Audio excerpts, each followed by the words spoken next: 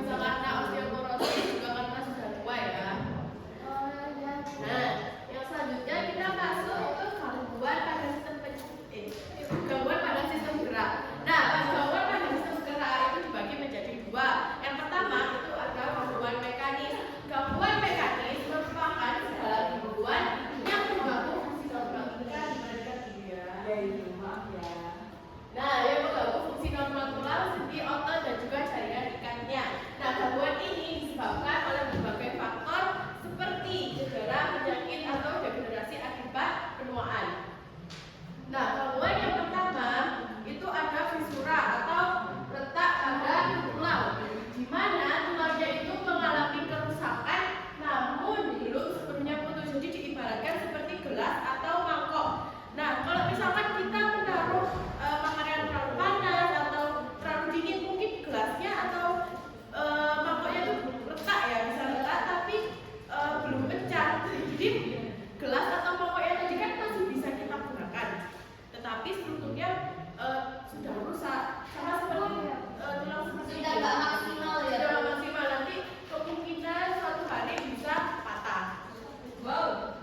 Nah, yang selanjutnya ada patah tulang. Nah, kalau patah tulang ini benar-benar patah, nggak bisa dipakai. Jadi bisa terjadi akibat misalkan kecelakaan sepeda atau motor. Bu, ayah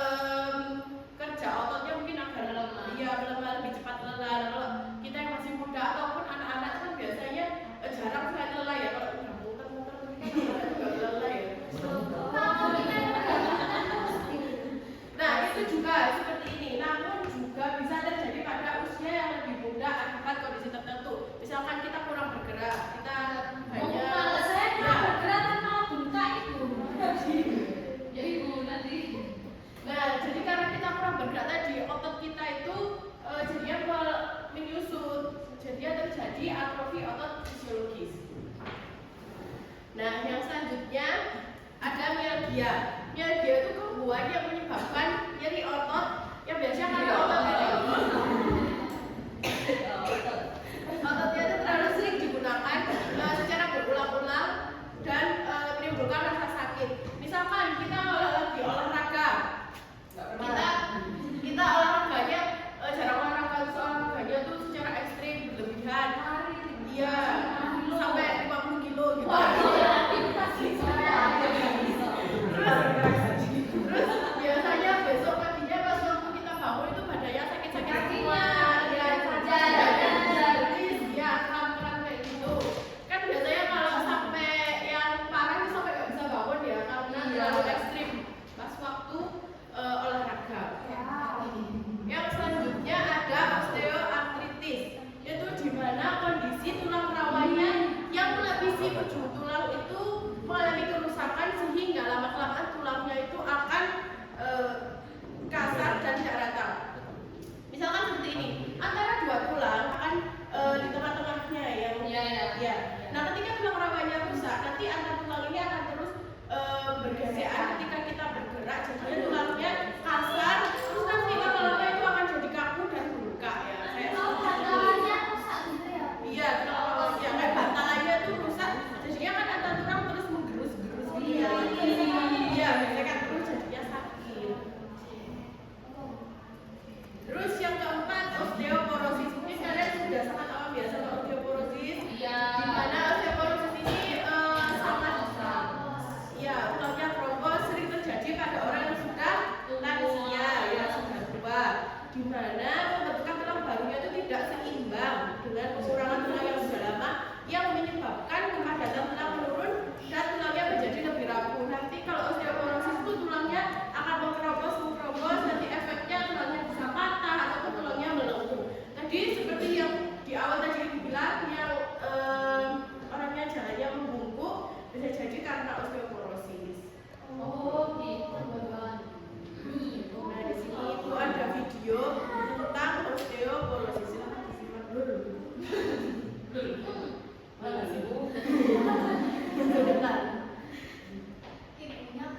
Osteoporosis occurs when we lose bone mineral density. Causing our bone during remodeling is greater than the formation of new bone, which causes a decline in bone density. This mainly occurs because the levels of hormones produced by our bodies declines.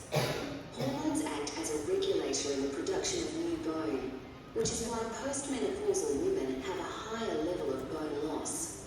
If we lose too much bone and our bone density declines to a certain level, this may be diagnosed as osteoporosis. Osteoporosis is classified as a condition that occurs when there is a high loss of bone mineral density.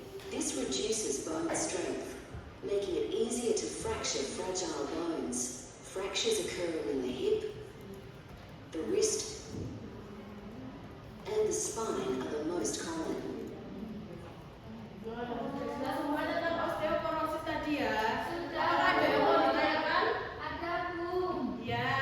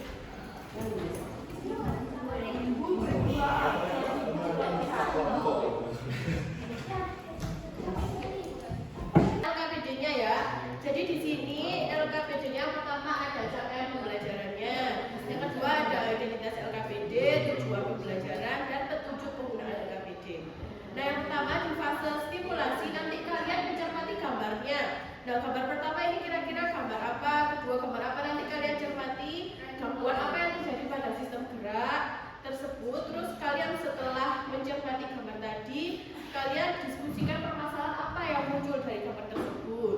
Terus tanda-tanda kerusakan apa yang terjadi pada gambar tersebut. Terus pada fase data collection itu nanti akan kalian buktikan dengan melakukan praktikum ya. Dimana praktikumnya itu nanti akan menggunakan ceker ayam. Digoreng ya? Ya.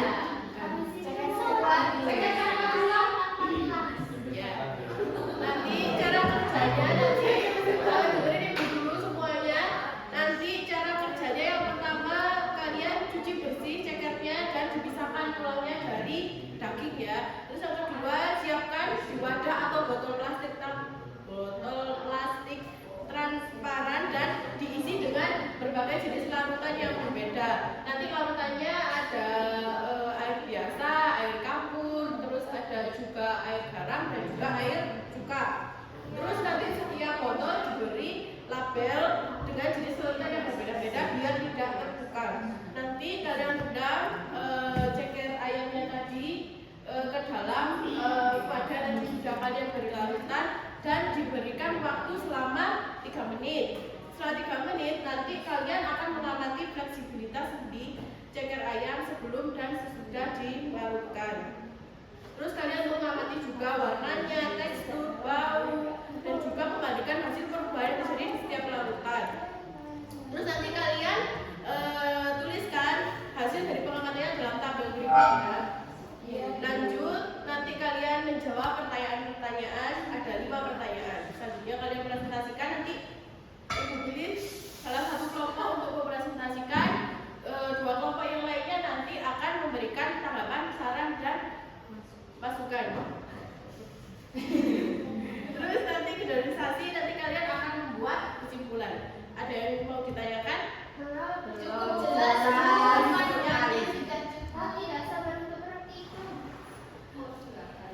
Oke, selanjutnya kita lanjut ke praktikum ya.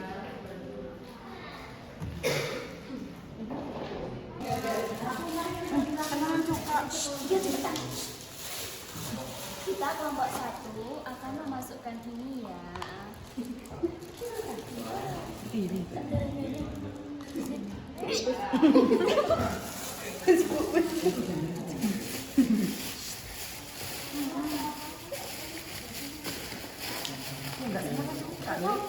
Eto.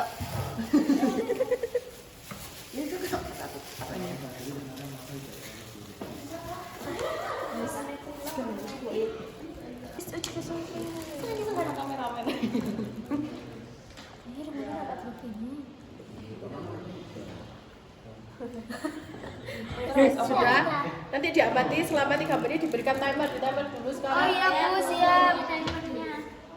Sudah kami timer 3 menit ya Bu. Siap. Nah, sudah 3 menit, gimana? Apakah ada perubahannya? Ada Bu. Yang garam kuning Bu. Ya, Terus yang air biasa ini agak keruh dan yang cuka sangat bersih, bening banget. Terus yang ini? Yang air campur? Yang air campur keruh Bu, keruh sampai tidak terlihat struktur tulangnya Bu. Oke, jadi sudah paham ya semuanya? Ya Bu, paham. Assalamualaikum warahmatullahi wabarakatuh. Waalaikumsalam warahmatullahi wabarakatuh. Kami dari kelompok 1 akan presentasikan mengenai hasil praktikum kami. Silahkan. Nah, terkait data yang kami dapatkan itu yang pertama, larutan air cuka warnanya itu menjadi menguning dan teksturnya itu lebih lunak dan mudah hancur. Lalu baunya itu sangat asam karena dari cukanya itu. Nah, keterangannya asam dalam cuka melarutkan mineral dalam tulang, menyebabkan tulang menjadi lebih rapuh. Yang kedua, pada larutan air garam, warnanya itu tidak berubah secara signifikan, tetapi teksturnya itu menjadi lebih keras sedikit dan baunya itu asin dari garam. Serta keterangannya, garam dapat menyebabkan dehidrasi pada jaringan, membuat tulang menjadi lebih keras namun rapuh. Nah, kemudian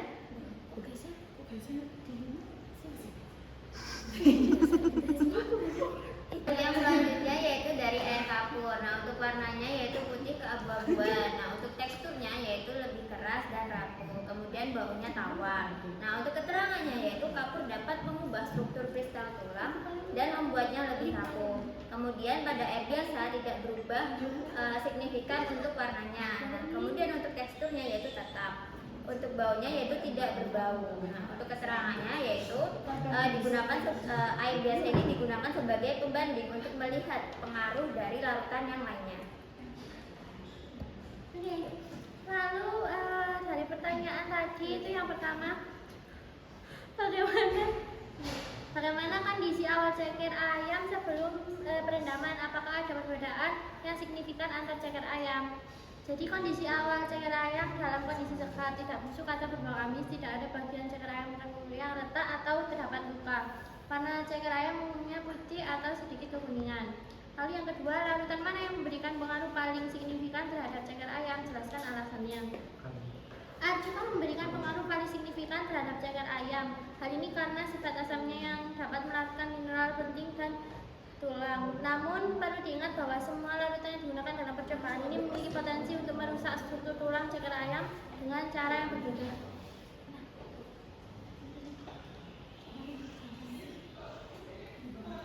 Ya, selanjutnya, apakah ada pola hubungan antara jenis larutan dengan tingkat kerusakan pada ceker ayam? Jenis larutan sangat mempengaruhi tingkat kerusakan pada ceker ayam. Larutan yang bersifat asam, basa, atau yang mengandung garam memiliki potensi untuk merusak struktur tulang. Tingkat kerusakan juga dipengaruhi oleh konsentrasi larutan dan lama perendaman. Selanjutnya, terima kasih, sekian dari kami. Teman-teman, apakah ada yang ingin bertanya atau memberikan tanggapannya? Saya, Bu, mau menanggapi kelompok 1.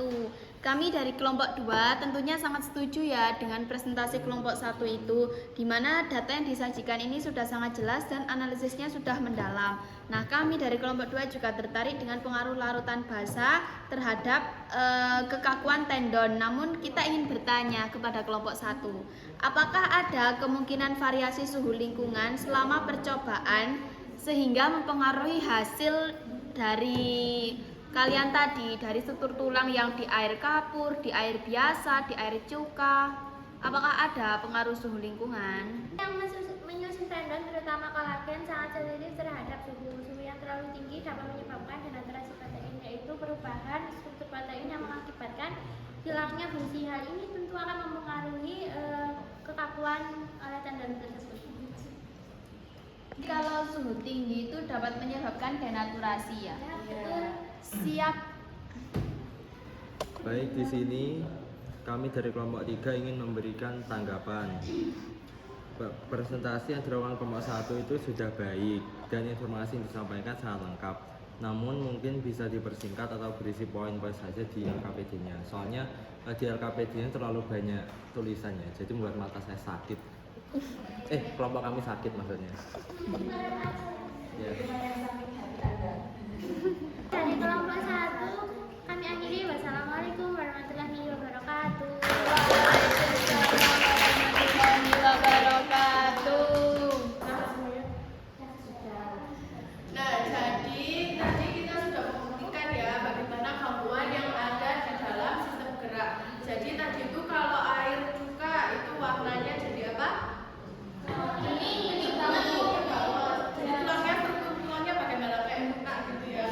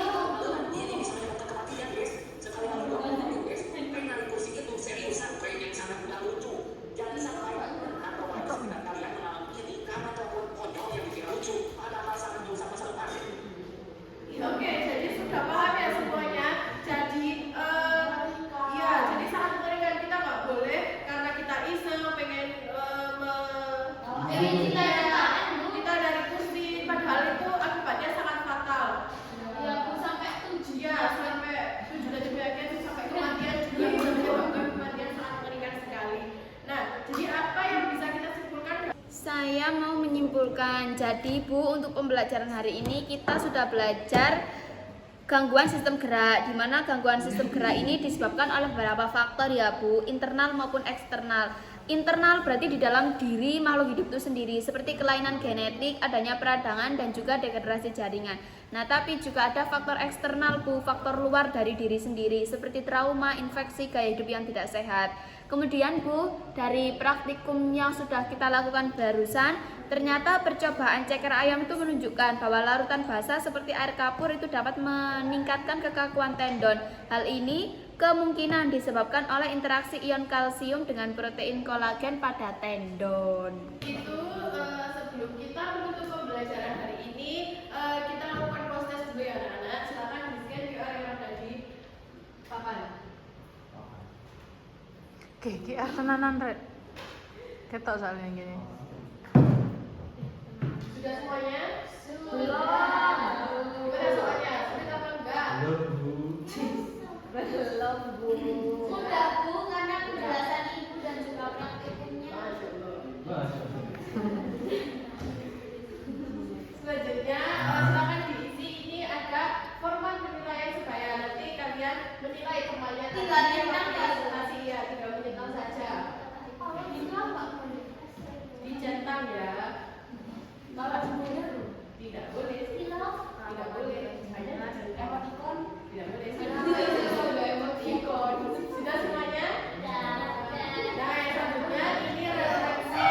Nanti kalian beri centang nih di bagian mana, bagaimana perasaan kalian setelah melakukan pembelajaran hari ini. Nanti kalian tuliskan apa saja yang sudah kalian kuasai, yang belum kalian kuasai, dan apa yang menarik dan apa keinginan kalian di pembelajaran selanjutnya. Sudah semuanya? Ingin makan jajan Bu. Ya, makan juga. Sudah. Jadi itu saja pembelajaran kita hari ini. Sebelum Ibu menutup pembelajaran pada hari ini, silakan ketua kelas untuk memimpin berdoa. Baik, kita akan berdoa untuk pulang ya. Persiapan. Berdoa dimulai. Amin. Berdoa selesai. Terima kasih. Berjumpa di pertemuan selanjutnya. Wassalamualaikum warahmatullahi wabarakatuh.